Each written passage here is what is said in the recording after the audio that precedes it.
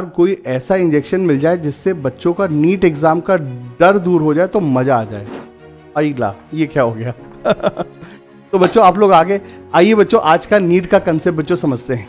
देखिए inorganic chemistry में बच्चों जो ऑक्सी एसिड्स होते हैं सल्फर के और फास्फोरस के, इनको लेकर के स्ट्रक्चर ऑक्सीडेशन नंबर से रिलेटेड बच्चों काफी सवाल आता है। तो क्या क्या सवाल आता है आइए आपको मैं सिखाता हूँ, ठीक है। तो सबसे पहले तो बच्चों देखो इन ऑक्सी एसिड के फॉर्मूलों को याद रखना बहुत जरूरी होता है। देखो फेमस ऑक्सी एसिड तो तुम लोग याद रखते हो, sulphuric acid H2SO4, sulphurous acid H2SO3, phosphoric acid H3PO4, phosphorous acid H3PO3, ठीक है। लेकिन इनके नाम से आप दूसरे ऑक्सी एसिड के फॉर्मूले कैसे लगाओगे, इसके लिए फंडा ही होता है। पायरो शब्द मतलब क्या, दो मॉलिक्यूल में से पानी निकाल दोगे तो पायरो एसिड बन जाएगा, ठीक है। मेटा एसिड कब बनेगा, जब आप एक ही मॉलिक्यूल से पानी निकाल दोगे तो मेटा एसिड बन जाएगा। हाइपो एसिड कब बनेगा, जब आप एक मॉलिक्यूल से ऑक्सीजन एटम निकाल दोगे तो हाइपो एसिड बन जाएगा। जैसे कि मेरे प्यारे बच्चों फॉस्फोरिक एसिड का फॉर्मूला H3PO4 है, तो पायरोफॉस्फोरिक एसिड दो H3PO4 में से एक पानी निकाल दोगे तो ये बन जाएगा। मेटाफॉस्फोरिक एसिड कैसे बनेगा, एक H3PO4 में से पानी निकाल दोगे तो मेटा बन जाएगा। ऐसे ही फॉस्फोरस एसिड है तो पायरोफॉस्फोरस एसिड, हाइपोफॉस्फोरस एसिड आप देख सकते हो।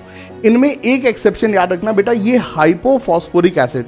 देखो हाइपोफॉस्फोरिक, हाइपो मतलब एक ऑक्सीजन कम करना, तो ये तो H3PO3 हो जाएगा, बट H3PO3 तो ये होता है, तो ये थोड़ा सा एक लफड़े वाला होता है, एग्जाम में बहुत आता है। क्या मैंने बोला, हाइपोफॉस्फोरिक एसिड याद रख लो, फॉर्मूला बहुत इंपॉर्टेंट है।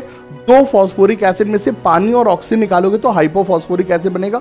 ऑक्सीडेशन नंबर और सब कुछ इसके बारे में बहुत पूछता है, याद रखना। एग्जाम में नाम आएगा, फॉर्मूला तुमको खुद से सोचना पड़ेगा, ठीक है।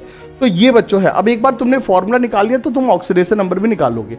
अब यही जो कला मैंने आपको सिखाई, यही बेटा सल्फ्यूरिक एसिड और पायरोसल्फ्यूरिक एसिड, मतलब ये सब में बेटा यही कला हमारी लग जाती है, ठीक है। अब सल्फ्यूरिक एसिड के केस में बेटा ये सवाल बहुत रिपीटेटिव है, बहुत ज्यादा रिपीटेटिव है। नीट 2025 में भी आ गया तो मजा ही आ जाएगा। क्या आपको बेटा चार ऑप्शन में से पूछेगा, इनमें से किस सल्फ्यूरिक एसिड के, इनमें से किस सल्फर के ऑक्सी एसिड में SS बॉन्ड नहीं है। अब देखो SS बॉन्ड के लिए दो सल्फर होने चाहिए, तो जाहिर सी बात है सारे ऑप्शन में दो सल्फर के एटम होंगे, हर मॉलिक्यूल में दो सल्फर के एटम होंगे।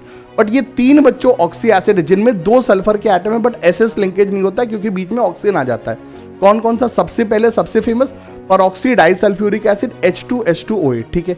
इसके बाद बेटा क्या, पायरोसल्फ्यूरिक एसिड एंड पायरोसल्फ्यूरस एसिड, इनमें भी दो सल्फर तो हैं लेकिन SS लिंकेज नहीं होती है। अगर बच्चों ये एग्जाम नीट 2025 में आ जाएगा तो मजा आ जाएगा, लेकिन उस मजे से पहले आप जरा इस वीडियो को जल्दी से लाइक कर दो बेटा। चलिए सर मिलते हैं अगले कंसेप्ट पे।